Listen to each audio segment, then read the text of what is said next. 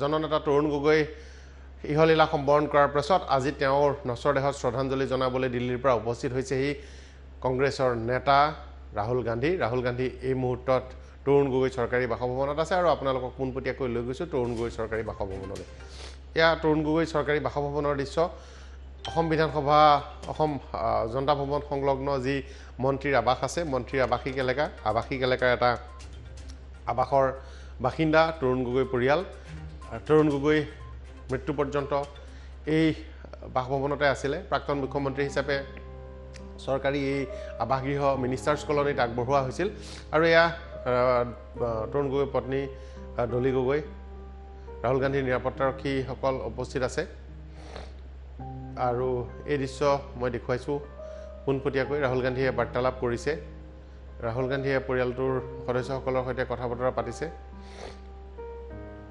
বুজ লৈছে এই শেহতীয়া যি শেহৰ দিনকেইটা তৰুণ গগৈ খবৰ লৈছিল তৰুণ গগৈ অসুস্থ হৈ থাকোঁতেও ৰাহুল গান্ধীয়ে খবৰ লৈছিল আৰু ৰাহুল গান্ধীয়ে তৰুণ গগৈ মৃত্যুৰ পাছতেই টুইট যোগে এই কথা প্ৰকাশ কৰিছিল যে তেওঁ এজন শিক্ষকক হেৰুৱালে এজন শিক্ষক সদৃশ তেওঁৰ বাবে ৰাজনৈতিক নেতা ৰাহুল গান্ধীৰ আগৰ দুটা প্ৰজন্মৰ সৈতে জড়িত তৰুণ গগৈ কংগ্ৰেছৰ ৰাজনীতিত তেওঁ 1976 চনতে ইন্দিৰা গান্ধী কংগ্ৰেছৰ নেতৃত্বত থকাৰ সময়তে তেওঁ কংগ্ৰেছত আছিল আৰু সেই সময়তে তেওঁ যুটীয়া সচিবৰ দায়িত্ব লৈছিলে তাৰো আগতে কংগ্ৰেছত আহিছিল ছাত্ৰ অৱস্থাতে কংগ্ৰেছৰ ৰাজনীতিলৈ আহিছিল আৰু ৰাহুল গান্ধীৰ আইতাক ইন্দিৰা গান্ধীৰ দিনত তেওঁ AICCত আছিল আৰু তেওঁ যুটীয়া সম্পাদক ৰূপে কাৰ্যনিৰ্বাহ কৰিছিল ৰাহুল গান্ধীৰ পিতৃ ৰাজীৱ গান্ধীৰ দিনত তেওঁ AICCত আছিল আৰু তেওঁ সাধাৰণ সম্পাদক ৰূপে কাৰ্যনিৰ্বাহ কৰিছিলে আৰু তেওঁৰ মাতৃ সোনিয়া গান্ধীৰ দিনত তৰুণ গগৈ আছিল আৰু তিনিটা কাৰ্যকাল অসমৰ মুখ্যমন্ত্ৰী ৰূপে কাৰ্যনিৰ্বাহ কৰিছিল তাৰ পূৰ্বে অসমৰ প্ৰদেশ কংগ্ৰেছৰ সভাপতি ৰূপে প্ৰায় 4 বছৰ কাৰ্যনিৰ্বাহ কৰিছিল ৰাহুল গান্ধীয়ে যেতিয়া কংগ্ৰেছৰ দায়িত্ব ল'লে সেই সময়ছোৱাতো তৰুণ গগৈ চৰকাৰৰ পৰা ওলাই আহিছিল কিন্তু তৰুণ গগৈ AICCৰ বিশেষ আমন্ত্ৰিত সদস্য হিচাপে নিখিল ভাৰত কংগ্ৰেছ কমিটিৰ বিশেষ সদস্য হিচাপে ৱৰ্কিং কমিটিৰ সদস্য ৰূপে ৰাহুল গান্ধীক বিভিন্ন সময়ত দিহা পৰামৰ্শ দি আছিল ৰাহুল গান্ধীয়ে যথেষ্ট শ্ৰদ্ধা কৰে তৰুণ গগৈক এই কথাটো তেওঁ ৰাজহুৱাভাৱে বিভিন্ন সময়ত কৈছে পুত্ৰ গৌৰৱ গগৈ আছে কেমেৰাৰ সন্মুখত মই পুত্ৰ গৌৰৱ গগৈকো দেখিবলৈ পাইছোঁ বিশেষ নিৰাপত্তা বেষ্টিত হৈ বিশেষ বিমানেৰে ৰাহুল গান্ধী আজি অসমলৈ আহিছে আৰু আজি গান্ধী পৰিয়ালৰ আন এজন ঘনিষ্ঠ ৰাজনৈতিক নেতা আহমেদ পেটেলৰো তেওঁৰ শেষ নিশ্বাস ত্যাগ কৰিছে তেওঁৰ মৃত্যু হৈছে তেওঁ সোনিয়া গান্ধীৰ এটা সময়ত ৰাজনৈতিক উপদেষ্টা ৰূপে ৰাজনৈতিক সচিব ৰূপে কাম কৰিছিল তেওঁ সোনিয়া গান্ধীৰ অতি ঘনিষ্ঠ আছিল 10 নং জনপথত আহমেদ পেটেলৰ অবাধ প্ৰতিপত্তি আছিল তৰুণ গগৈ মুখ্যমন্ত্ৰীত্বৰ কালছোৱাত সেই সময়ছোৱাতেই আহমেদ পেটেলৰ এই 10 নং জনপথ 10 নম্বৰ জনপথৰ যি ৰাজনীতি আছিল এই ৰাজনীতিত তেওঁৰ অগাধ ক্ষমতা আছিল আৰু শক্তিশালী হৈ পৰিছিল কংগ্ৰেছৰ ৰাজনীতিত কৰোনাই তেওঁকো কাঢ়ি নিলে তেওঁৰ লক্ষ্ণৌৰ এখন চিকিৎসালয়ত মৃত্যু হৈছে তেওঁৰ পুত্ৰই আজি এই সংবাদ দি পোৱাৰ ভাগতে সমগ্ৰ দেশবাসীক আহ্বান জনাইছে কৰোনাৰ যি নীতি নিয়মবোৰ বিধি বিধান আৰু ইয়াৰ যি দৰকাৰী নিয়মসমূহ আছে এয়া যাতে সকলোৱে পালন কৰে বিশেষকৈ মাস্ক পৰিধান কৰাকে ধৰি সামাজিক সকলো ধৰণৰ নীতি নিয়ম পৰিধান কৰিবলৈ আহ্বান জনাইছে আহমেদ পেটেলৰ পুত্ৰই আৰু ৰাহুল গান্ধীৰ বাবে নিশ্চিতভাৱে এই যোৱা 3টা দিনত দুটাকৈ দুখৰ খবৰ ৰাহুল গান্ধী ওলাই গৈছে আমি দেখুৱাইছোঁ ৰাহুল গান্ধী চৰকাৰী আৱাসগৃহৰ পৰা ওলাই গৈছে তৰুণ গগৈ চৰকাৰী আৱাসগৃহৰ পৰা মিনিষ্টাৰ কলনীৰ ভিতৰৰ দৃশ্য আৰু এই দৃশ্য দেখুৱাইছোঁ এয়া ৰাহুল গান্ধী ওলাই গৈছে আৰু পোনে পোনে তেওঁ ৰাওনা হ'ব বৰজাৰ বিমানবন্দৰলৈ আৰু বৰজাৰ বিমানবন্দৰৰ পৰা তেওঁ দিল্লীলৈ ৰাওনা হ'ব তেওঁ হয়তো আজি আহমেদ পেটেলৰ শ্ৰদ্ধাঞ্জলি জনাবৰ বাবেও ৰাওনা হ'ব তেওঁলোকৰ পৰিয়ালৰ এজন ঘনিষ্ঠ আৰু অতি বিশ্বস্ত ৰাজনৈতিক নেতা আছিল আৰু দীৰ্ঘ সময় ধৰি সোনিয়া গান্ধীৰ প্ৰেছ সচিব ৰূপে কাম কৰিছিল ৰাহুল গান্ধী আজি আহিছে আৰু তৰুণ গগৈ খবৰ লৈছে ৰাহুল গান্ধীয়ে ইয়াৰ পূৰ্বে যেতিয়া নিৰ্বাচনী প্ৰচাৰ চলাবলৈ আহিছিল অসমত 2001 চনৰ নিৰ্বাচনী প্ৰচাৰ তেওঁ দুবাৰ আহিছিল প্ৰিয়ংকা গান্ধী আহিছিল 2006 চনত তেওঁ নিৰ্বাচনী প্ৰচাৰ চলাবলৈ আহিছিল তেওঁ সেই সময়ৰ ভাষণবোৰতো এই কথাটো উল্লেখ কৰিছে যে তৰুণ গগৈ তেওঁলোকৰ বাবে পিতৃতুল্য এজন ৰাজনৈতিক নেতা আৰু তেওঁ কংগ্ৰেছৰ পুৰণা যি বিশ্বস্ত আৰু কংগ্ৰেছৰ পুৰণা কৌশলী নেতাসকলৰ ভিতৰত তৰুণ গগৈ অন্যতম বুলি অভিহিত কৰিছিল আজি ৰাহুল গান্ধী আহিছে সোনিয়া গান্ধী শাৰীৰিকভাৱে কিছু অসুস্থ তেওঁ শ্বাস প্ৰশ্বাসজনিত সমস্যা হ'ব পাৰে বুলি আশংকা কৰি তেওঁক দিল্লীৰ পৰা গোৱালৈ স্থানান্তৰ কৰা হৈছে কিয়নো যোৱা কেইটামান দিনত দিল্লীৰ বায়ুমণ্ডল প্ৰদূষিত হৈ পৰিছে বিশেষকৈ পঞ্জাৱ হাৰিয়ানা ইত্যাদি ৰাজ্যত ধান খেৰ বা বিভিন্ন ধৰণৰ শস্য খাৰিফ শস্য যি আছে শস্যসমূহৰ যি নৰা ইত্যাদি খেৰ জ্বলোৱাৰ ফলত অতি বিষাক্ত ধোঁৱাই দিল্লী চানি ধৰিছে ফলত অসুস্থ লোকসকলৰ বাবে অধিক বিপদ হৈছে সেই কাৰণেই চিকিৎসকে সোনিয়া গান্ধীক গোৱালৈ যোৱাৰ পৰামৰ্শ দিলে আৰু তেওঁ বৰ্তমান গোৱাত আছে আৰু ৰাহুল গান্ধী আজি মৃত্যু সংবাদ পোৱাৰ পাছতেই তেওঁ খবৰ ল'বলৈ আহিল দুঘণ্টীয়া বিশেষ কাৰ্যসূচীৰে আহিল দলি গগৈক সাক্ষাৎ কৰিলে দলি গগৈয়ে সমবেদনা জ্ঞাপন কৰিলে দলি গগৈ আৰু গৌৰৱ গগৈ আছিল গৌৰৱ গগৈৰ পত্নী আছিল গৌৰৱ গগৈৰ সন্তান তৰুণ গগৈৰ জীয়াৰী চন্দ্ৰিমা উপস্থিত আছিল আমি এই দৃশ্য পুনৰ এবাৰ দেখুৱাইছোঁ মিনিষ্টাৰ্ছ কলনীৰ সন্মুখত ৰাহুল গান্ধী বিশেষ বাহনত উঠি তেওঁ ৰাওনা হৈছে আৰু ৰাহুল গান্ধী বিমানবন্দৰলৈ যাত্ৰা কৰিছে বিমানবন্দৰৰ পৰা তেওঁ ৰাওনা হ'ব আজি বিমানবন্দৰত অৱতৰণ কৰাৰ পাছত পোনপটীয়াকৈ তেওঁ আহিল শ্ৰীমন্ত শংকৰদেৱ কলাক্ষেত্ৰলৈ আৰু শ্ৰীমন্ত শংকৰদেৱ কলাক্ষেত্ৰত তৰুণ গগৈৰ নশ্বৰ দেহত তেওঁ পুষ্পমাল্য অৰ্পণ কৰিলে নিজৰ সেৱা নিবেদন কৰিলে আৰু এই নেতাগৰাকীলৈ তেওঁৰ শেষ শ্ৰদ্ধাঞ্জলি জ্ঞাপন কৰিলে চিৰবিদায় জনালে ৰাহুল গান্ধীয়ে নিখিল ভাৰত কংগ্ৰেছ কমিটিৰ হৈ তেওঁ শ্ৰদ্ধাঞ্জলি জ্ঞাপন কৰিলে আজি বিয়লি আহিব নিখিল ভাৰত কংগ্ৰেছ কমিটিৰ সাধাৰণ সম্পাদক অসমৰ তত্ত্বাৱধায়ক জিতেন্দ্ৰ সিং আমি কলাক্ষেত্ৰৰ দৃশ্যও দেখুৱাইছোঁ আপোনালোকক এই সময়তে ৰাহুল গান্ধী আহিছে এনেদৰে তেওঁ জোতা খুলিছে জোতা খুলি তেওঁ খুদা ভৰিৰে তেওঁ ৰাওনা হৈছে ফুলৰ তোৰা লৈছে নেতাসকল আছে আৰু ৰেকিবুদ্দিন আহমেদ আমি দেখিছোঁ তেওঁক আগবঢ়াই লৈ গৈছে গৌৰৱ আছিল আৰু তৰুণ গগৈৰ শ্ৰীচৰণত সেয়া তেওঁৰ শ্ৰদ্ধা নিবেদন কৰিছে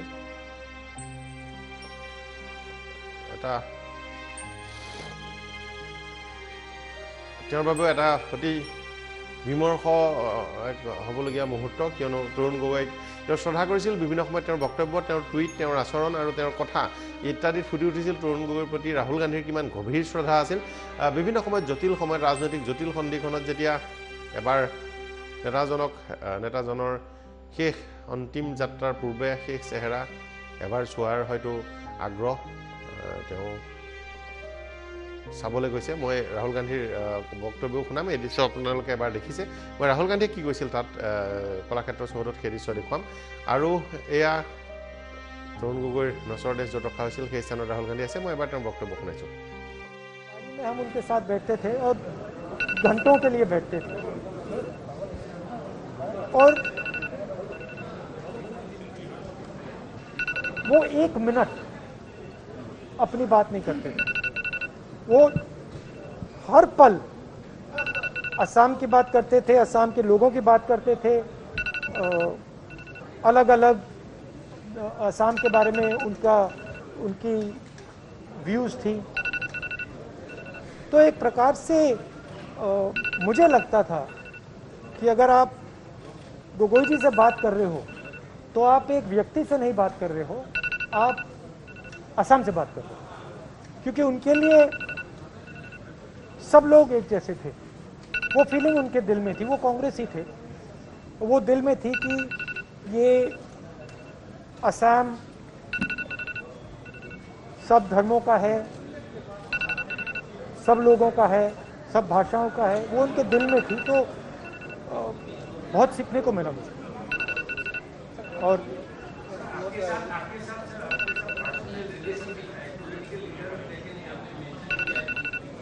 पहली बार जब मैं असम आया मैं आपको खुल के बोलता हूँ पहली बार मैं असम आया मैं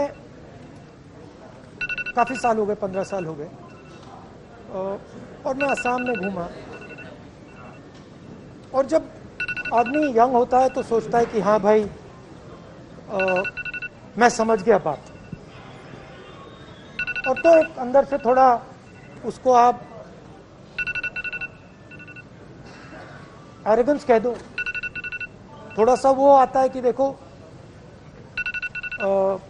मैं बात समझ गया और फिर मैं गोगोई जी के साथ बैठ गया और गोगोई जी ने 5 मिनट में ह्यूमिलिटी दिखा दी मतलब मेरे अंदर मुझे समझ आ गई बात कि मैं पूरी जिंदगी लगा दूं जो उन्होंने असम के बारे में समझा मैं नहीं समझ सकता क्योंकि जो उन्होंने अपनी जिंदगी में आपके लिए किया असम के लिए किया वो मतलब सालों के लिए वो लड़ाई लड़े। तो वो मेरी फीलिंग थी कि जब भी मैं उनके साथ बैठता था तो उनका एक्सपीरियंस चमकता था। ये था, ये बहुत कहना नहीं चाहिए मगर ये बहुत कॉम्प्लिकेटेड और मुश्किल स्टेट है।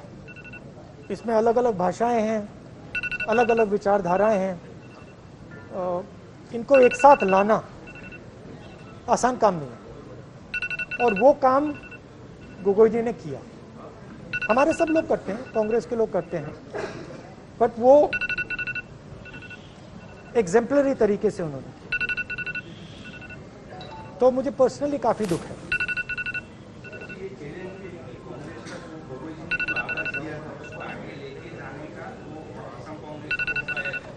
नहीं, देखिए चैलेंज नहीं है, चैलेंज नहीं है, क्योंकि गुरु ने अपने शिष्यों को सिखा रखा है, असम की कांग्रेस को सिखा रखा है। तो असम की कांग्रेस उनके विचारों पर खरा उतरेगी, वो तो सवाल ही 100% होगा। मगर दुख तो है कि उनके साथ शायद थोड़ा और आसान हो जाता। राहुल गांधी आसिल कलाक्षेत्ৰৰ পৰা মই পুনে পুনে কৈছোঁ লক্ষ্যজিতৰ ওচৰলৈ। লক্ষ্যজিত চৰকাৰী বাসভৱনত আছে। চৰকাৰী বাসভৱনত ৰাহুল গান্ধী খন্তেক সময়ৰ পূৰ্বে চৰকাৰী বাসভৱনৰ পৰা ওলাই গৈছে। আৰু লক্ষ্যজিত, আপোনাৰ ওচৰলৈ আহিছোঁ।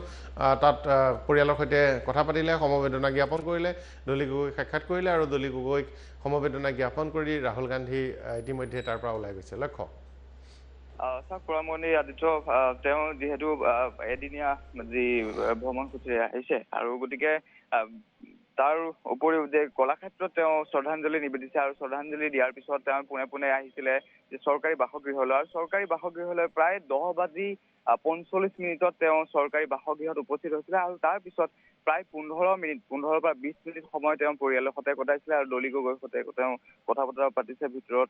আৰু তাৰ উপৰিও তেওঁৰ যি পৰিয়ালবৰ্গ আছে, প্ৰাক্তন মুখ্যমন্ত্ৰী তৰুণ গগৈৰ যি পৰিয়ালবৰ্গৰ সৈতে তেওঁ সমবেদনা জ্ঞাপন কৰিছে। তাৰ উপৰি গৌৰৱ গগৈৰ সৈতেও কথা পতা পৰিলক্ষিত হৈছিলে। গৌৰৱ গগৈৰ সৈতে কি কথা পাতিছিলে বা কেনেধৰণৰ কথা পাতিছিলে সেয়া আমি সুধিছিলো তেওঁক, কিন্তু তেওঁ কোনো ধৰণৰ মন্তব্য নকৰিলে আৰু মন্তব্য নকৰিয়ে কেৱল তেওঁ প্ৰণাম জনালে আৰু প্ৰণাম জনাই তেওঁ যি ৰাওনা হৈছে এতিয়া যি এয়াৰপৰ্টৰ ফালে। গতিকে তেওঁক হয়তো বহু কথাই সুধিবলৈ থাকি গ'ল, অসমৰ সংবাদ মাধ্যমলৈ বহুত কথাই সুধিবলৈ থাকি গ'ল। গতিকে সেই সন্দৰ্ভত কিন্তু কোনো ধৰণৰ তেওঁ মন্তব্য নকৰিলে আৰু হয়তো তেওঁ গৌৰৱ গগৈৰ সৈতে যি কথা পাতিছে সেইটো পৰৱৰ্তী সময়ত আমি গৌৰৱ গগৈৰ সৈতে যদি সংযুক্ত হ'ম, গতিকে সেই সন্দৰ্ভত আমি কথা পতাৰ চেষ্টা কৰিম যে ৰাহুল গান্ধী যিহেতু আহিছে, গতিকে তেওঁ কেনেধৰণৰ কি কথা পাতিছে, তেওঁৰ পৰিয়ালবৰ্গৰ সৈতে কি কথা পাতিছে সেয়াও আমি জনাৰ চেষ্টা কৰিম। গতিকে এইখিনি মুহূৰ্তত যি তেওঁ উপস্থিত হৈছিলে আৰু উপস্থিত হোৱাৰ সময়ত যথেষ্ট কটকটীয়া নিৰাপত্তা বেষ্টনী গঢ়ি তোলা হৈছিলে। দেখিব পোৱা গৈছিলে যথেষ্ট কটকটীয়া নিৰাপত্তা বেষ্টনী গঢ়ি তোলা হৈছিলে আৰু প্ৰত্যেকগৰাকী যি কংগ্ৰেছ কৰ্মী আছে, প্ৰত্যেকগৰাকী কংগ্ৰেছ কৰ্মীয়ে তেওঁৰ আশে পাশে আছিলে। গতিকে তেওঁলোকৰ সৈতেও আমি কথা পতাৰ চেষ্টা কৰিম পৰৱৰ্তী সময়ত, যিহেতু তেওঁলোকেও আছিলে তেওঁৰ ওচৰে পাজৰে বা আশে পাশে আছিলে। গতিকে তেওঁলোকৰ সৈতেও কিবা কথা হয়তো পাতিব পাৰে, কথা হয়তো হ'ব পাৰে। গতিকে তেওঁলোকৰ পৰা আমি মন্তব্য লোৱাৰ চেষ্টা কৰিম। ইতিমধ্যে তেওঁৰ বিমানবন্দৰৰ যোগে তেওঁ ৰাওনা হৈছে। গতিকে মই পুনৰবাৰ কৈছো যে 15 পৰা 20 মিনিট সময় তেওঁ পৰিয়ালৰ সৈতে কটাইছে আৰু পৰিয়ালৰ সৈতে কটাই তেওঁ এতিয়া ৰাওনা হৈছে বিমানবন্দৰ যোগে। লক্ষ্যজিত, সেয়া আছিল লক্ষ্যজিত তৰুণ গগৈ চৰকাৰী বাসভৱনৰ পৰা। আৰু এই বাসভৱন উকা হৈ ৰৈছে। পৰিয়ালবৰ্গক সাক্ষাৎ কৰিলে ৰাহুল গান্ধীয়ে আৰু ৰাহুল গান্ধীয়ে পৰিয়ালবৰ্গক সমবেদনা জ্ঞাপন কৰিলে আৰু তাৰপাছত পোনে পোনে তেওঁ বিমানবন্দৰলৈ ৰাওনা হৈছে, দিল্লীলৈ যাত্ৰা কৰিব খন্তেক সময়ৰ পিছতে। আৰু এয়া আমি দৃশ্য দেখুৱাইছোঁ কলাক্ষেত্ৰৰ পৰা, আমি দৃশ্য দেখুৱাই আছোঁ, পোনপটীয়া সম্প্ৰচাৰ দেখুৱাই আছোঁ। ৰাহুল গান্ধীয়ে শ্ৰদ্ধাঞ্জলি নিবেদন কৰিলে তেওঁৰ গুৰু সদৃশ, তেওঁৰ পিতৃ সদৃশ এজন ৰাজনৈতিক নেতা, যি তেওঁৰ আইতাকৰ দিনৰ পৰাই কংগ্ৰেছৰ ৰাজনীতিত আছে আৰু আইতাকৰ দিনতেই তেওঁ গুৰু দায়িত্ব, বিশ্বস্ত কংগ্ৰেছ নেতা হিচাপে বিশেষ দায়িত্ব লাভ কৰিছিল, তেতিয়াৰ পৰা আছে। বিভিন্ন সময়ত ৰাহুল গান্ধীক বিভিন্ন ধৰণৰ দিহা পৰামৰ্শ দিছে। ৰাহুল গান্ধীয়ে নিজে কৈছে, কোনো সময়ত স্পষ্টভাৱে ৰাহুল গান্ধীৰ কোনো কথাৰ বিৰোধিতা কৰিছে, এই কথাও ৰাহুল গান্ধীয়ে নিজে ইতিপূৰ্বে সংবাদ মাধ্যমত কৈছে। আৰু কলাক্ষেত্ৰলৈ লৈ গৈছোঁ আপোনালোকক পোনপটীয়া সম্প্ৰচাৰৰ বাবে। কলাক্ষেত্ৰত এই মুহূৰ্তৰ দৃশ্য যদি ধ্ৰুৱৰ সৈতে সংযুক্ত হ'ব পাৰোঁ। অৱধাৰিতভাৱেই তৰুণ গগৈ জনপ্ৰিয় নেতা, জননেতা, অসমৰ সৰ্বাধিক কালৰ মুখ্যমন্ত্ৰী, অসমৰ 3টা কাৰ্যকাল তেওঁ মুখ্যমন্ত্ৰীত্বৰ আসনত আছিল আৰু তেওঁক অন্তিম দৰ্শনৰ বাবে, অন্তিমবাৰৰ বাবে সেৱা জনাবলৈ, শ্ৰদ্ধাঞ্জলি জনাবলৈ হাজাৰ হাজাৰ গুণমুগ্ধই ভিৰ কৰিছে কলাক্ষেত্ৰ চৌহদত। এই মুহূৰ্তত হাজাৰ হাজাৰ লোক আছে। মই আপোনালোকক পোনে পোনে লৈ গৈছোঁ কলাক্ষেত্ৰ চৌহদলৈ। কলাক্ষেত্ৰত ৰাজ্যৰ বিভিন্ন প্ৰান্তৰ পৰা আহিছে তেওঁৰ গুণমুগ্ধ, অসংখ্য শতসহস্ৰ গুণমুগ্ধ আহিছে আৰু গুণমুগ্ধ আহি শাৰী পাতি তেওঁক শ্ৰদ্ধাঞ্জলি জনাবলৈ উদ্গ্ৰীৱ হৈ আছে। পোনে পোনে গৈছোঁ আমাৰ সাংবাদিক ধ্ৰুৱৰ কাষলৈ। ধ্ৰুৱ, নিশ্চিতভাৱে আমি দেখুৱাই আছোঁ ইয়াৰ পুৱাৰে পৰা পৰিৱেশটো, আৰু বৰ্তমান সময়তো তেওঁক শ্ৰদ্ধাঞ্জলি জনাবৰ কাৰণে যথেষ্ট সংখ্যক লোক আহি ইয়াত উপস্থিত হৈছে। মোৰ লগত বিমল আছে। আমি ইয়াৰ পৰিৱেশটো প্ৰথমতে দেখুৱাবলৈ চেষ্টা কৰিম যে যথেষ্ট সংখ্যক লোক, দীঘলীয়া শাৰী, যিমান দূৰৰ পৰা চাই আমি প্ৰথমৰ পৰাই আমি দৃশ্যটো দেখুৱাবলৈ চেষ্টা কৰিম। যথেষ্ট সংখ্যক লোকে ইয়াত তেখেতক শেষ শ্ৰদ্ধাঞ্জলি জনাবলৈ ইয়াত উপস্থিত হৈছে। সেই কলাক্ষেত্ৰৰ বাকৰিত বিভিন্ন প্ৰান্তৰ পৰা আহিছে। আমি কথা পাতিবলৈ চেষ্টা কৰিম। যথেষ্ট সংখ্যক লোক ইয়াত আহি উপস্থিত হৈছে, দীঘলীয়া শাৰী, আৰু ইতিমধ্যে ইয়াত দুটাকৈ ব্যৱস্থা কৰা হৈছিল যে প্ৰৱেশ আৰু প্ৰস্থান, দুটা দুৱাৰ, আচলতে দুখন গেটৰ তেওঁলোকে ব্যৱস্থা কৰিছে আৰু এখনতেই প্ৰৱেশ কৰিছে। আমি যিমান দূৰ পাৰোঁ দীঘলীয়া শাৰী, আমি কথাও পাতিম, কিন্তু প্ৰথমতে আমি ইয়াৰ পৰিৱেশটো, সামগ্ৰিক পৰিৱেশটো দেখুৱাই লৈছোঁ।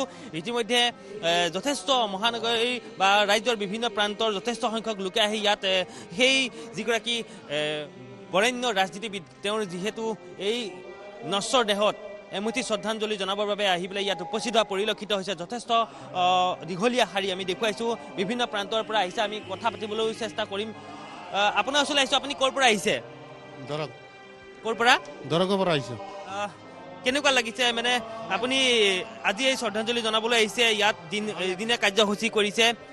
তৰুণ গগৈক কেতিয়াৰ পৰা পাইছে আপুনি? মই বহুত দিনৰ পৰা পাইছোঁ। এতিয়া শ্ৰদ্ধাঞ্জলি জনাব আহিছে। দাদা, আপোনাৰ ওচৰলৈ আহিছোঁ। ক'ৰ পৰা আহিছে, কি ক'ব বিচাৰিব এই মুহূৰ্তত?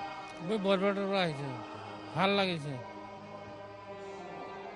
বাইদেউ ক'ৰ পৰা আহিছে? সৰুকেটি বৰপেটাৰ পৰা আহিছোঁ, শ্ৰদ্ধাঞ্জলি জনাব আহিছে। শ্ৰদ্ধাঞ্জলি। তৰুণ গগৈ কেনেকুৱা পাইছিলে? তৰুণ গগৈ কি ভাল পাইছিলে আপুনি? ভাল পাইছিলোঁ, বহুত ভাল পাইছিলোঁ, বহুত মৰম কৰিছিল আমাক। কেতিয়া ওচৰৰ পৰা পাইছিলে আপুনি? মোটামুটি আজি 15 বছৰৰ পৰাই পাইছোঁ। ভাল পাইছিলে আপুনি? ভাল পাইছিলোঁ, বহুত ভাল। তেওঁ কি কি কামবিলাক ভাল পাইছিলে? গোটেই কামেই ভাল পাইছিলোঁ, গোটেই কামেই ভাল পাইছিলোঁ। দেখুৱাইছোঁ যে বহুত দূৰৰ পৰা আহিছে। দাদা, আপোনাৰ ওচৰলৈ আহিছোঁ। ক'ৰ পৰা আহিছে? গোৱালপাৰাৰ পৰা আহিছোঁ। তৰুণ গগৈ মানুহজনক কি বুলি ক'ব আপুনি? তেওঁ কেনেকুৱা আছিলে, তেওঁৰ যিবিলাক কাম কৰি গৈছিলে? তেওঁ সৰ্বকালৰ শ্ৰেষ্ঠ মুখ্যমন্ত্ৰী প্ৰয়াত তৰুণ গগৈ। তেওঁ মৰিশালীত পৰিণত হোৱা অসমখনত জাগত জিলিকা কৰি তুলিছে, সেইটো তেওঁক ভাল পাওঁ। তেওঁ দল সংগঠন ভাল চলাইছিল। তেওঁৰ মৃত্যুত অকল কংগ্ৰেছ দলৰ নহয়, গোটেই অসমৰ ক্ষতি, বৃহৎ ক্ষতি। দাদা, কি ক'ব বিচাৰিব? এটি উজ্জ্বল নক্ষত্ৰ অৱসান ঘটিল, এটা যুগৰ অৱসান ঘটিল, উজ্জ্বল নক্ষত্ৰ এটা খহি পৰিল, আমাৰ অপূৰণীয় ক্ষতি। আমি কংগ্ৰেছ দল এতিয়া দিঘৰা হৈ পৰিছোঁ, আমাৰ অভিভাৱকহীন পৰিছোঁ। ছাৰৰ আদৰ্শৰে আমি আগুৱাই যাম। আজি এই দিনটোত তাকে সংকল্পবদ্ধ আমি হৈছোঁ আৰু ছাৰৰ আমি শেষ শ্ৰদ্ধাঞ্জলি জনাবলৈ। ক'ৰ পৰা আহিছে আপুনি? গোৱালপাৰাৰ পৰা আহিছোঁ। কৈছোঁ যে বিভিন্ন প্ৰান্তৰ পৰা আহিছে, অসমৰ বিভিন্ন প্ৰান্তৰ পৰা বহু লোক আহিছে ইয়াত। শ্ৰদ্ধাঞ্জলি জনালে? হয়। কেনেকুৱা পাইছিলে তৰুণ গগৈ মানুহজনক? কেনেকুৱা পাইছিলে আপুনি? ভাগি গৈছোঁ, মানুহজন ভাগি গৈছোঁ একদম। এনেকুৱা মানে কি ক'ম আৰু, মানে নিজৰ মানে বহুত ডাঙৰ এটা মানে লছ হৈ গ'ল আৰু, বহুত ডাঙৰ। নিজৰ বুলি নহয়, পূৰা অসমৰ বা ভাৰতৰে পূৰা লছ হৈ গ'ল। মানে কি ক'ম আৰু, ভিতৰত মানে আৰু ভাষাৰে বুজাব পৰা নাই। ক'ৰ পৰা আহিছে আপুনি? মোৰ ঘৰ এনে বকো ডিষ্ট্ৰিক্ট। মানুহ আহিছে ধ্ৰুৱ, আমি দেখিছোঁ কোলাত কেঁচুৱালৈ মানুহ আহিছে, কণ কণ শিশু আহিছে। আপুনি যদি সেইফালে এবাৰ যাব পাৰে আৰু তেওঁলোকৰ সৈতেও কথা বতৰা পাতিব পাৰে। প্ৰিয় নেতাজনক এবাৰ শ্ৰদ্ধাঞ্জলি জনাবলৈ সপৰিয়ালে কোলাত শিশু লৈ, অকণমানি সন্তানক লৈ, কেঁচুৱা লৈ আহিছে। স্কুলীয়া ছাত্ৰ ছাত্ৰী, সেই বয়সৰ ছাত্ৰ ছাত্ৰীও আমি দেখিছোঁ, কম বয়সীয়া ল'ৰা ছোৱালীও আহিছে। আপুনি যদি যাব পাৰে। ভাল লাগিছিলে আপোনাৰ? এই হাঁহিটোৱে ভাল লাগি যায়, সদায় হাঁহি থাকে, সেইটো কাৰণে ভাল লাগে। আৰু এনেও তেখেতে বহুত অভিজ্ঞতা মানুহ, বহুত হেৰি, সেইটো কাৰণে ভাল লাগে। কি ক'ব দাদা? মই তিতাবৰৰে। আপোনাৰ সমষ্টিৰে হয়? হয়, কিন্তু মই ইয়াত থাকোঁ। তো তেখেত এজন বহুত ভাল মানুহ আছিলে, সেইখিনি আৰু মই বক্তব্য কৰিব নোৱাৰোঁ। কেনেকুৱা পাইছিলে আপুনি তৰুণ গগৈ মানুহজনক? আপোনাৰ সমষ্টিৰে হয়, তিনিটাকৈ কাৰ্যকাল তেখেতে মুখ্যমন্ত্ৰী আছিলে। তিতাবৰ কাৰণে বহুত কাম কৰি গৈছে, যিখিনি অৱদান তেখেতে দি গৈছে এইখিনি আৰু বেলেগ হয়তো কোনো আহিলে দিব নোৱাৰিব। আৱেগিক হৈ পৰিছে। হয়, ধন্যবাদ জ্ঞাপন কৰিছোঁ। আৰু ক'ৰ পৰা আহিছে বাইদেউ? মই নাজিৰাৰ পৰা আহিছোঁ। তৰুণ গগৈ কেলে ভাল পাইছিলে? মই খুব ভাল পাইছোঁ, তেখেত ইমান মৰমীয়াল, ইমান হাঁহিমুখীয়া। আমি 1913 চনত তেখেতৰ বাসভৱনত গৈছিলোঁ সদৌ অসম মহিলা কৰ্মচাৰী হৈ। আমাক ইমান ভাল ব্যৱহাৰ কৰিছে, চাহ পানী ভাত পানী খুৱাই পিনি পঠিয়াইছিলে। নাজিৰাৰ মানুহ বুলি, হিতেশ শইকীয়াৰ ছাইৰৰ ঘৰৰ মানুহ বুলি, আৰু তেখেত সঁচাকৈ ভাল পাইছিলোঁ। আজি আমি সদৌ অসম মহিলা লেখিকা সমাৰোহ সমিতি, সদৌ অসম মহিলা কৰ্মচাৰী, আমাৰ অসম জনগোষ্ঠী অসম, সদৌ অসম ৰাম গগৈ কবি সাহিত্য গোষ্ঠী আৰু সদৌ অসম মহিলা কবি মঞ্চ, সকলো ফালৰ পৰা মই প্ৰতিনিধি হৈ আহিছোঁ। আৰু সকলোৰে মই আজি শোকৰ প্ৰস্তাৱটো মোৰ ফালৰ পৰাই এইফালৰ পৰা আগবঢ়াইছোঁ। তেখেতৰ স্বৰ্গত তেওঁৰ আত্মাই শান্তি পায়, সেই উদ্দেশ্যেই আজি মই আহিছোঁ। আমি দেখুৱাইছোঁ যে ফুল লৈ আহিছা, কেনেকুৱা পাইছিলা তৰুণ গগৈ নামৰ মানুহজনক? কেনেকুৱা পাইছিলা? মইতো বাৰু এতিয়া ক্লাছ 10 পাইছোঁ, কিন্তু সৰুৰ কালৰ পৰাই মানে চিফ মিনিষ্টাৰ কোন বুলি ক'লে তৰুণ গগৈ ছাৰৰ কথাই আমাৰ মনলৈকে আহে। গমেই পোৱা নাছিলোঁ মানে চিফ মিনিষ্টাৰ বুলি যে এটা পদ হয়, তেওঁৱে যেন সদায় মানে চিফ মিনিষ্টাৰ হৈ থাকিব তেনেকুৱা বুলিয়ে ভাবিছিলোঁ। আৰু তেওঁ একদম মানে সৰু মানে আমাৰ নিচিনাই যেন মানে এজন কমন মানুহ আছিলে তেনেকুৱাই লাগিছিলে। কোনো যেন মানে চিফ মিনিষ্টাৰ বুলি একো অহংকাৰ নাছিল, না কিবা দেখাইছিলে তেনেকুৱা, একদম নৰ্মেল মানুহবোৰৰ নিচিনা। আৰু ভাল আছিল মানুহজন, খুবেই ভাল আছিলে। আৰু সেইকাৰণে খুবেই বেয়া লাগিছে। আনকি আল্লাহৰ আগত তাকেই দোৱা কৰোঁ যাতে তেওঁক মানে শান্তি দিয়ে, আৰু তেওঁৰ যাতে আত্মাটো খুব ভালকৈ শান্তি পায়, আৰু মানে ঘৰৰ মানুহকো যাতে ভালকৈ থাকিবৰ কাৰণে সিমানখিনি ষ্ট্ৰেংথ দিয়ে, আৰু সেইটোৱে। ঠিক আছে, আমি দেখুৱাইছোঁ যে ছাত্ৰ ছাত্ৰীসকল আহিছে। আমি কথা দিলৈ ক'ৰ পৰা আহিছে অকণমান যদি ক'লে ভাল হয়। ক'ৰ পৰা আহিছে? ক'ৰ পৰা আহিছে? আমি গৰৈমাৰীৰ পৰা আহিছোঁ।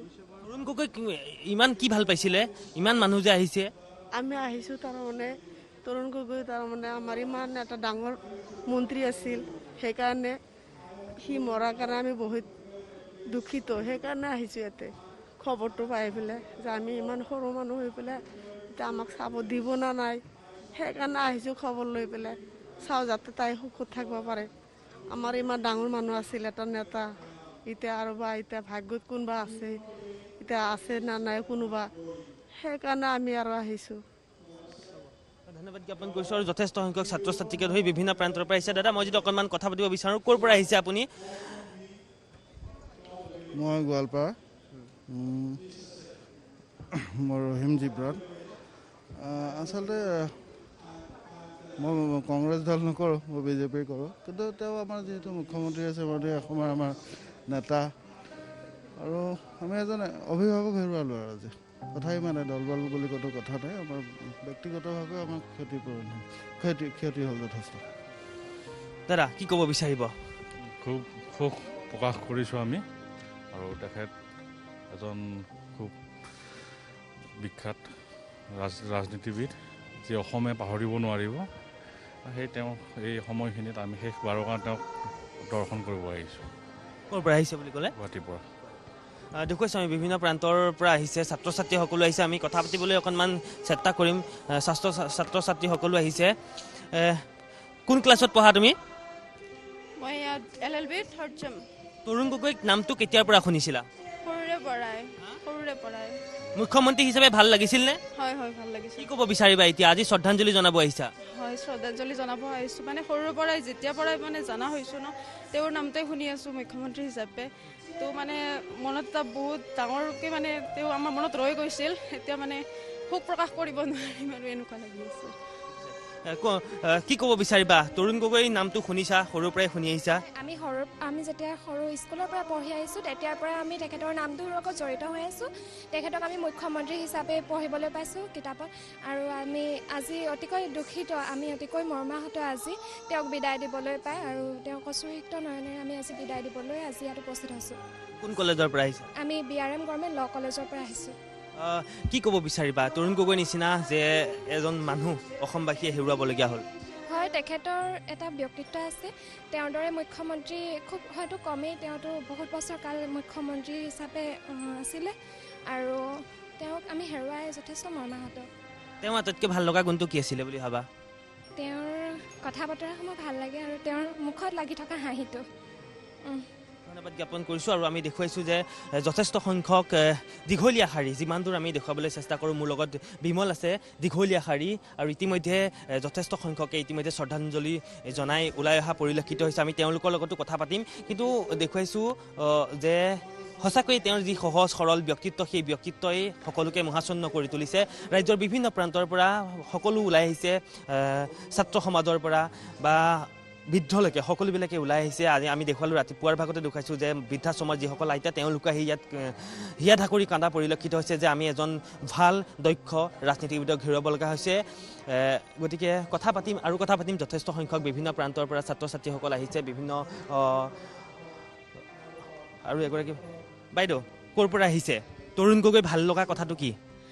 তেওঁৰ প্ৰথমতেতো তেওঁৰ আত্মাই চিৰ শান্তি পাওক, আৰু নেক্সট হৈ গ'ল যে তেওঁৰ যিটো কয় যে বাদ দিয়া, সেইটো আমি কোনো দিনেই পাহৰিব নোৱাৰোঁ। একচুৱেলি কিটো ভাল লাগে? বাদ দিয়াহে। বাদ দিয়াহে, তাকেইতো যিকোনো মুহূৰ্ততে সেইটো মানে তেওঁৰে যে এটা শব্দ মানে আমি কেতিয়াওই পাহৰিব নোৱাৰোঁ। কোনটো শব্দ?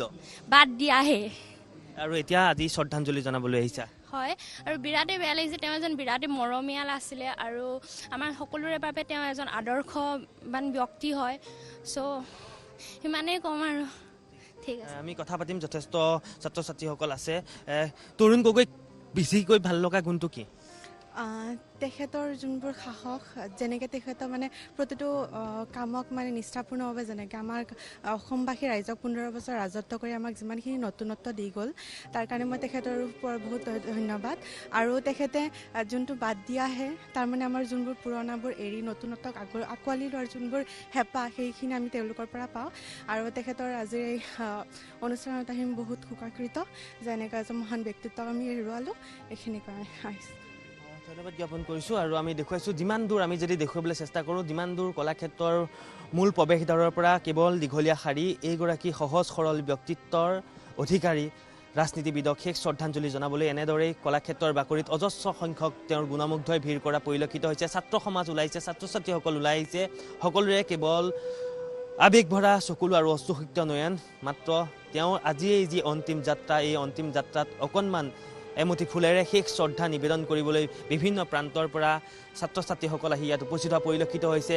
আমি দেখুৱাম যে যিমান দূৰ আমি দেখুৱাইছোঁ কেৱল যে ছাত্ৰ ছাত্ৰীসকল আহি উপস্থিত হৈছে, বিভিন্ন প্ৰান্তৰ যি সাধাৰণ জনতা সকলোৱে আহি ইয়াত ভিৰ কৰা পৰিলক্ষিত হৈছে। আহি এবাৰ শেষ বিদায় যিগৰাকী ৰাজনীতিবিদে অসমক 3বাৰকৈ মুখ্যমন্ত্ৰীত্বৰ গাদী দখল কৰিবলৈ সক্ষম হৈছিল, সেইগৰাকী ব্যক্তিৰ আজি অন্তিম যাত্ৰা। এই অন্তিম যাত্ৰাত এমুঠি পুষ্পৰে তেওঁলোকে শ্ৰদ্ধাঞ্জলি জনাবলৈ এইদৰে ভিৰ কৰা পৰিলক্ষিত হৈছে। আৰু দেখুৱাইছোঁ আমি যিমান দূৰ পাৰোঁ, দেখুৱালোঁ দৃশ্য। যথেষ্ট সংখ্যক সাধাৰণ জনতাৰ পৰা কোনেও তেওঁক বেয়া পোৱা বৰ্তমান সময়লৈকে কোৱা নাই। সকলোৱে তেওঁৰ যিটো হাঁহি, তেওঁৰ যিটো কথা বতৰা, তেওঁৰ যিবিলাক আচাৰ ব্যৱহাৰ, সেইবিলাকত মুখ্যমন্ত্ৰীৰ বাদেও যি সাধাৰণ বা অসাধাৰণ ব্যক্তি বুলি যাক কোৱা হয়, তেনেকুৱা এজন ব্যক্তিত্বৰ অধিকাৰী। গতিকে আমি আৰু কিছু কথা পাতিম। ইয়াৰ যথেষ্ট সংখ্যক বাইদেউ ক'ৰ পৰা আহিছে? তৰুণ গগৈক বেছি ভাল লগা গুণটো কি আপোনাৰ? তেখেতৰ হাঁহি মুখীয়া স্বভাৱটো বিৰাট ভাল লাগে। কি ক'ব বিচাৰিব আজিৰ এই দিনটোত? মই তেখেতৰ আজি এই দিনটোত মানে সঁচাকৈ বহুত বেয়া লাগিছে। আৰু তেখেত য'তে থাকক ভালকৈ থাকক। আৰু ধন্যবাদ জ্ঞাপন কৰিছোঁ। আৰু আমি দেখুৱাইছোঁ যে যথেষ্ট সংখ্যক লোক ইয়াত আহি। দাদা ক'ৰ পৰা আহিছে? মই নলবাৰীৰ পৰা আহিছোঁ। তৰুণ গগৈ কি ভাল লাগিছিলে বেছিকৈ আপোনাৰ? তেখেতক শ্ৰদ্ধা কৰোঁ। তেখেত নিকা ভাৱমূৰ্তিৰ আছিলে, স্বচ্ছ আছিলে আৰু মানৱতাবাদী ৰাজনীতিক আছিলে। সেইকাৰণে তেখেতৰ প্ৰতি মোৰ অশেষ শ্ৰদ্ধা আছিলে। তেখেতে অসমৰ কাৰণে যথেষ্ট কৰি থৈ গৈছে। এইখিনি সময়ত তেখেতক শ্ৰদ্ধা জনাবলৈ পাই মই নিজকে সৌভাগ্যৱান বুলি ভাবিছোঁ। বাইদেউ ক'ৰ পৰা আহিছে? আমি জ্যোতি শিখা মহিলা সমন্বয় পৰিষদৰ পৰা আহিছোঁ। আমি আমাৰ গোটেই পাঞ্জাবাৰী। তৰুণ গগৈ কি ভাল লাগিছিলে আপোনাৰ? তৰুণ গগৈৰ ব্যক্তিত্বই মোক সঁচাকৈ মোক মুহি পেলাইছিলে। অকল আমিয়ে নহয়, গোটেই আমাৰ ভাৰতবৰ্ষৰ মানুহকে তেখেতৰ সবল ব্যক্তিত্বই সকলোকে মুহিছিলে। সেইকাৰণে আমি আজি তেখেতক শ্ৰদ্ধাঞ্জলি জনাবলৈ আহিছোঁ। বাইদেউ কি ভাল? তেখেতৰ জ্যোতি শিখা মহিলা সমন্বয়ৰ পৰা আহিছোঁ আমি। বাইদেউ যিখিনি কৈছে সেয়াই আমাৰ। আৰু তেখেতক আমাৰ এনেই ভাল লাগিছে, হাঁহিটো ভাল লাগে। তেখেতৰ উদাৰ মন, কাকো বেয়া ভাৱ নাভাবিছিলে। তেখেতে মানে দেশৰ কাৰণে বহুত কাম কৰি থৈ গৈছে, সেইখিনিৰ কাৰণে আমাৰ বিৰাট ভাল। ধন্যবাদ জ্ঞাপন কৰিছোঁ আৰু আমি দেখুৱালোঁ যে যথেষ্ট সংখ্যক লোক ইয়াত আহি উপস্থিত হৈছে। আমি কথা পাতিবলৈ চেষ্টা কৰিম যে তৰুণ গগৈ যিগৰাকী ব্যক্তি আজি আমাৰ মাজত নাই, অকণমান তৰুণ গগৈক কি ভাল লাগিছিলে? তেওঁ এজন ভাল পলিটিচিয়ানৰ লগত মানে দেশৰ কথা ভাবিছিলে, অসমৰ কথা বহুত ভাবিছিলে তেওঁ আজি, আৰু তেওঁ মানে যোনবিলাক চিন্তাধাৰা আছিলে সেইবিলাক বহুত আগৰ মানে সেইবিলাক তেনেকুৱা আছিলে আৰু তেওঁ। আৰু আমি কথা পাতিলোঁ যে যথেষ্ট সংখ্যক লোক, যিমান দূৰ আমি দেখুৱাওঁ কেৱল দীঘলীয়া শাৰী, আৰু তেওঁৰ ব্যক্তিত্ব উদাৰ মনৰ যি সৰল গুণৰ অধিকাৰী, সেইবাবেই তেওঁ কেনেধৰণে বিভিন্ন প্ৰান্তৰ পৰা আহিছে, সাধাৰণ জনতাৰ পৰা ছাত্ৰ ছাত্ৰীসকললৈ, বিভিন্ন স্কুল কলেজৰ ছাত্ৰ ছাত্ৰীসকল আহিছে এবাৰ শেষ শ্ৰদ্ধা জনাবলৈ। গতিকে দেখা পোৱা গৈছে যে আমি কৈছোঁ যে বিগত দিন দুটাতো যি তেওঁৰ গুণমুগ্ধৰ সঁহাৰি, সেই গুণমুগ্ধৰ সঁহাৰি আমি টাইম এইটৰ দৰ্শকসকলক দেখুৱাইছোঁ, আৰু আজিও আমি দুখন গেটৰ দৃশ্য টাইম এইটৰ দৰ্শকসকলক দেখুৱাইছোঁ। এখনত প্ৰৱেশ কৰিছে আৰু এখনত তেওঁক শ্ৰদ্ধা জনাই ওলাই যোৱাৰ দৃশ্য আমি দেখুৱাই আছোঁ টাইম এইটৰ দৰ্শকসকলক। গতিকে এনেধৰণেই এক সৰল মনৰ ব্যক্তিত্বৰ অধিকাৰী এইগৰাকী বৰেণ্য ৰাজনীতিবিদক শেষবাৰৰ বাবে শ্ৰদ্ধা জনাবৰ বাবে এইদৰেই কলাক্ষেত্ৰৰ বাকৰিত অজস্ৰ গুণমুগ্ধই ভিৰ কৰা পৰিলক্ষিত হ'ল।